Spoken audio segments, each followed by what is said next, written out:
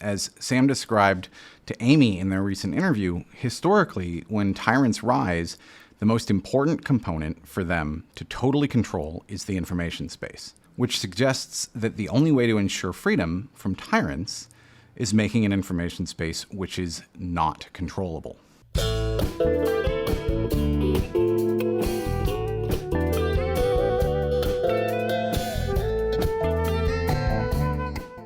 Hi, and welcome back to What Kind of Internet Do You Want? Amy is on maternity leave, so I'll be your host for the next few episodes. My name is Devon James, and I'm the co-executive director of Web3 Working Group, and I also co-founded Open Index Protocol with Amy so many years ago. Today, we're talking about Arweave, a protocol that I am a really big fan of, because it solves a problem that I've been thinking about for a really long time, and in my opinion, one of the most important problems that we face in the decentralized web space. At times it made me feel a bit like Chicken Little because I kept worrying about a problem that many others didn't seem to agree was an actual problem. And that problem is that we didn't have a protocol for the long-term preservation of data in a scalable way. In her recent interview with Amy, Tegan Klein of The Graph observed that a modern-day version of Maslow's hierarchy of needs would probably put data at the top of the pyramid. This is really interesting because over time, civilization tends to come up with solutions to standardize and make widely available each level of that hierarchy, which suggests that maybe it's time to protocolize/standardize the availability of data. And Arweave is one approach to solving that problem that I am really positive about. Since our development of Open Index Protocol/Alexandria depended so heavily on decentralized file storage protocols, we had front row seats to the evolution from BitTorrent to IPFS to Filecoin and finally to Arweave. So in the first of this two-part video, I'm going to use that journey to help to explain the context behind the problem that Arweave solves. So let me take you back to when blockchain technology was first being considered for use cases other than value transfer. Late 2013, early 2014, Bitcoin's price had just gone through its first major bull run, and the world was really starting to take notice. The first decentralized smart contract platform, Ethereum, had been announced and was in the process of being developed. Amy and I had been running a manufacturing business for the past few years, and we were thinking about expanding it into making miners with reusable hardware wrapped around upgradable ASICs. And to prepare for a pitch opportunity we were being offered, I decided to read the Bitcoin white paper myself. I was already a fan of the idea of Bitcoin, but I'd never read the white paper. To say it blew my mind would be a significant understatement. It changed everything for me. I had always been interested in the intersection of art and technology, and this was going to be a really significant one. For a handful of years, I worked in Hollywood as a visual effects artist, and on the side I did some indies and a few Star Wars fan films, some of which all needed to have a whole distribution pipeline figured out, as well as the whole post process. This being a few years before YouTube hit the scene. From all those experiences, I learned a few things about digital distribution.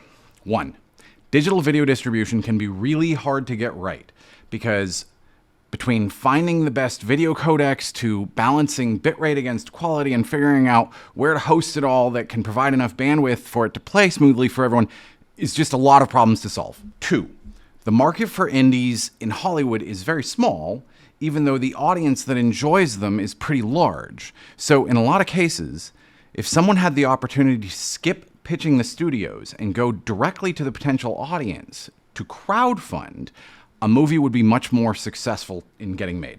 And three, independent films have practically zero transparency when it comes to the business side of things, which can really burn the artists that worked on them for nothing but back-end points.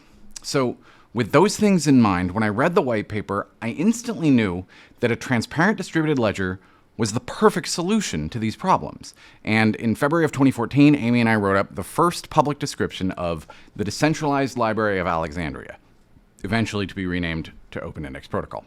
We were working with a proof-of-work blockchain that could store arbitrary data in each transaction. But because of space constraints, we opted to only include index data in the distributed ledger.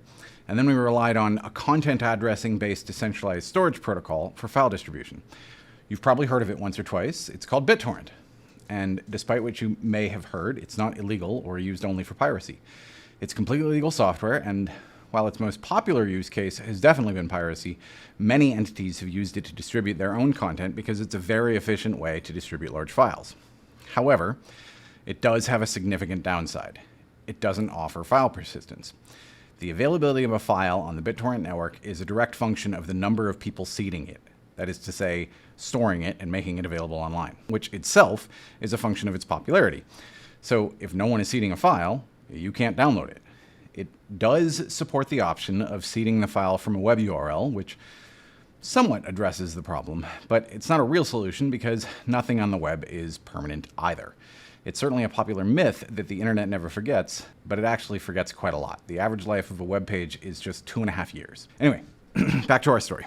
In early 2015, the nascent Web3 community introduced a new take on BitTorrent, redesigned from the ground up to be more developer-friendly, and built around a global DHT right from the start so that file distribution could happen with 0 central points of failure. It was called the Interplanetary File System, or IPFS, and we were big fans. Within a few months, we'd released a client of Alexandria that used IPFS as its base distribution layer, and we'd successfully tested sharing FLAC audio files and 10 megabit 4K video files with just a dozen or so seeders. Well, in the IPFS world, they're called pinners. So this was fantastic. Lots of other apps were being built around IPFS, and the future looked bright. However, it had a little bit of a rough time scaling. As the DHT grew larger and larger, it became harder and slower to find content. There were service providers being set up to store really large pieces of content on lots of nodes, but they weren't necessarily the fastest to access it. They just kind of knew that they had a problem with seed discovery, especially for files with very few pinners. It was getting a bit frustrating, but there's promise in the future.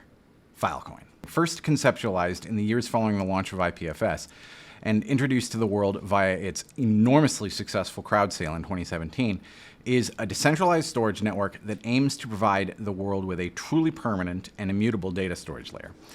Essentially, it is a smart contract-driven decentralized service that allows users to rent out their unused hard drive space in exchange for the native token of the network, Filecoin, and for others to pay for the storage of their files on the network. In other words, it's like a decentralized AWS storage service, in which there is a market rate for storage, and as long as you or someone pays that market rate, your files will be stored and retrievable. This is a great way to solve the problem of data storage for a lot of content on the web. The kind of content that has some business model behind it, or some patron who has a reason to continue to pay for it. So this was great for things like games or commercial music, stuff like that.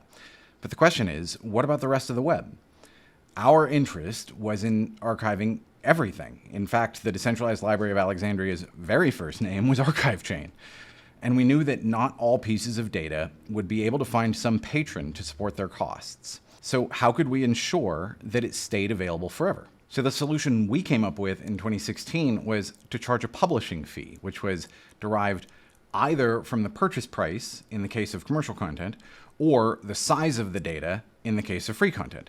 Our assumption was that once at scale, the fees for commercial content would offset the costs of the free content, which theoretically could work, but it creates a really complex chicken and egg problem, because we knew that very few people would be willing to pay for content until it was high enough quality. And high quality productions would stick to proven Web 2 solutions until there was enough network effect within the Web 3 solutions. And that network effect depended on there being a large user base, which itself depended on there being a large library of free content.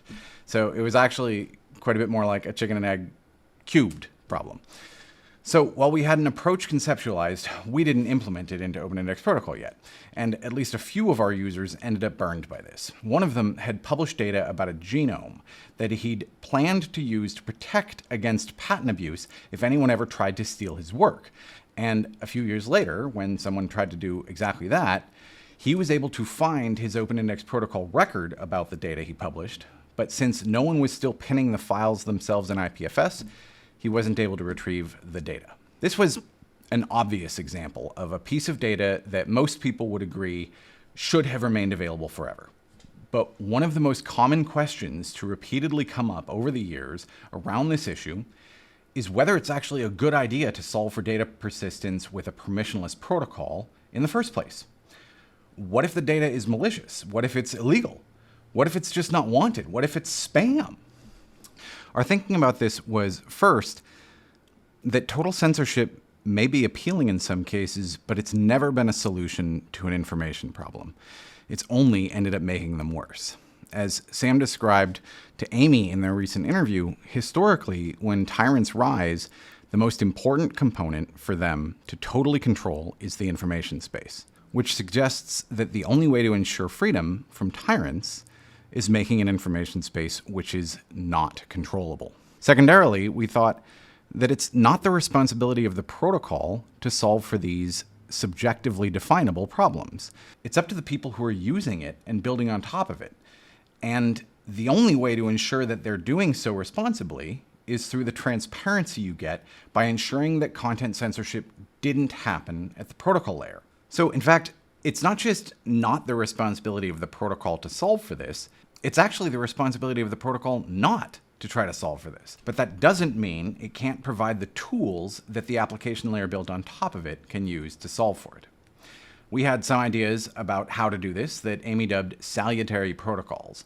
But until we had a solution to the chicken and egg cubed problem, we weren't yet inclined to implement them into the protocol. But in early 2017, Sam Williams introduced a protocol that solves the persistent permissionless data storage problem in a really innovative way that didn't depend on commercial content being published, thus interrupting the start of the chicken and egg cubed problem.